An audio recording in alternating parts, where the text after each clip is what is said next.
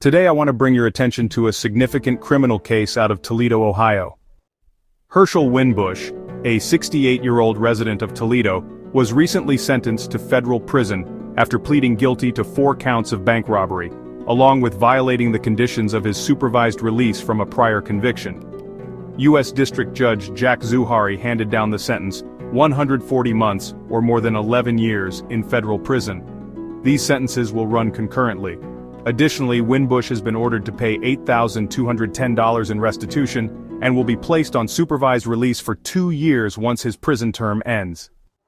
According to court records, Winbush committed these robberies between 2019 and 2024. He entered several banks in the Toledo area and used threatening notes to intimidate employees. The messages were blunt and terrifying, with statements like, "I have a gun, give me all the cash available, and this is a holdup, I have a gun." The financial institutions affected by these robberies include Woodforest National Bank on Glendale Avenue, robbed on October 24, 2019, and again on November 5, 2019, Jeep Federal Credit Union on Manhattan Boulevard, robbed on April 8, 2024, and Key Bank on Seeker Road, targeted most recently on April 22, 2024. Investigators uncovered that Winbush's criminal activity stretches back decades. With a long history of violent crimes and multiple incarcerations in Michigan, Judge Zuhari classified him as a career offender under federal sentencing guidelines. This case was the result of a joint investigation by the FBI's Toledo Field Office and the Toledo Police Department. It was prosecuted by Assistant U.S. Attorney Matthew Simcoe, representing the Northern District of Ohio. This sentencing marks a strong stance against repeat violent offenders and a continued effort by federal and local authorities to keep our communities safe. Next, we turn our attention to Tulsa, Oklahoma, where a local man has been sentenced for a violent bank robbery and illegal firearm possession. U.S. District Judge Robert L. Hinkle has sentenced Markel Demon Stanley, age 29, to 120 months in federal prison, that's 10 years, followed by 3 years of supervised release. This sentencing comes after a robbery that took place in April 2024, when a holdup alarm was triggered at a Tulsa bank. Responding officers from the Tulsa Police Department quickly gathered information from witnesses, who gave a clear description of the armed suspect, later identified as Stanley. Nearby surveillance cameras captured Stanley surveying the area before the robbery and fleeing the scene in the back of a vehicle. Thanks to flock camera technology, authorities were able to trace the vehicle's owner, a rideshare driver. The driver informed police that Stanley had approached on foot and offered a cash tip in exchange for a ride to an apartment complex. Following his arrest, Stanley confessed to the robbery. He cited financial hardship as his motive and expressed remorse, even stating he would apologize to the bank employee if he had the chance. When officers searched Stanley's residence, they recovered the firearm and the exact clothing worn during the robbery. As part of his plea agreement, Stanley admitted that he was a convicted felon and knew he was prohibited from possessing a firearm and ammunition under federal law. He will remain in custody until he is transferred to the U.S. Bureau of Prisons. This case was investigated by the FBI and the Tulsa Police Department and prosecuted by Assistant U.S. Attorneys Stephen Flynn and John Brasher. This case underscores the importance of cooperation between federal and local law enforcement, and the critical role of technology in swiftly identifying and apprehending suspects.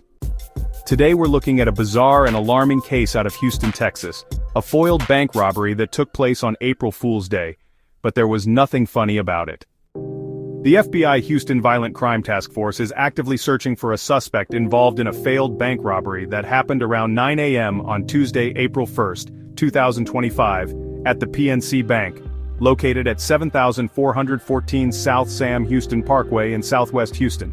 According to investigators, the suspect walked into the bank, approached the teller and handed over a threatening note. In an unusual and chilling twist, the note didn't just demand money, it reportedly contained threats toward the suspect's own family. Thankfully, the situation didn't escalate. The bank teller calmly walked away to a secure area of the bank, effectively foiling the robbery. The suspect fled the scene empty-handed, and most importantly, no one was physically harmed. Here's what we know about the suspect's description. A black male believed to be in his late 40s, approximately 6 feet tall with a slim build. Last seen wearing a black hoodie, black pants, and black and white sneakers. Photographs of the suspect taken from the bank's security footage have been shared on FBI Houston's official X and Facebook pages. Now, law enforcement is turning to the public for help. Crime Stoppers of Houston is offering a cash reward of up to $5,000 for any information leading to the identification and arrest of the suspect. If you have any tips, you can contact Crime Stoppers at 713-222-TIPS, that's 8477, or the FBI Houston Field Office at 713-693-5000. Tips can also be submitted anonymously through the Crime Stoppers website at crime-stoppers.org, or via their mobile app, available for both iPhone and Android devices. Remember, all tipsters will remain anonymous and your information could make a difference. Thank you for watching and stay safe out there. A federal bench trial in Laredo, Texas has resulted in a guilty verdict for a man charged in a bold and reckless bank robbery. Arturo Lyman II, a 42-year-old resident of Laredo, was found guilty on all 4 counts against him following a one-day trial before U.S. District Judge Diana Saldana. Lyman was convicted of 2 counts of bank robbery, 1 count of bank theft, and 1 count of making false statements during the purchase of a firearm. Let's walk through what happened. On April 27, 2024, Lyman entered the Falcon International Bank on McPherson Road. He walked up to the tellers, handed them an empty camouflage backpack, and demanded they fill it with cash. During the robbery, he calmly stated, "Yes, this is happening." He fled the scene with a large amount of cash, exited through the main entrance, and drove away in a blue Ford Mustang. Authorities quickly responded, reviewed surveillance footage, and issued a BOLO, be on the lookout for a suspect matching Lyman's description. But here's where it gets even more unusual. Just hours after the robbery, Lyman entered the Arena Gun Club, still carrying the same green camouflage backpack, and attempted to purchase 5 pistols and a rifle, using a large amount of cash. While employees ran a mandatory background check, Lyman left the store. His suspicious behavior prompted the staff to notify law enforcement immediately. Investigators later discovered that Lyman had lied about his home address on the firearm purchase form, a federal offense. That same day, law enforcement arrested Limon at his residence as he returned home in the blue Mustang. Inside the vehicle they found the green camouflage backpack and marked bills from the robbery. Sentencing will be scheduled at a later date. Lyman faces up to 20 years in federal prison and a possible $250,000 fine. He will remain in custody until that time. This case was investigated by the FBI and is being prosecuted by Assistant U.S. Attorneys Leslie Cortez and Mike Makins. This incident serves as a reminder of how quickly law enforcement can respond when witnesses act, businesses report suspicious behavior, and agencies coordinate effectively. Today we're taking a closer look at a bank robbery case out of St. Louis County, Missouri, involving a repeat offender who finally admitted to a string of bold crimes. Derek Snulligan, a 62-year-old man from Velda Village Hills, pleaded guilty in U.S. District Court on Thursday to 5 counts of bank robbery and 1 attempted robbery. Let's walk through what happened. Snulligan began his robbery spree on April 18, 2023, when he entered a bank in Northwoods, Missouri, and handed a teller a note demanding cash.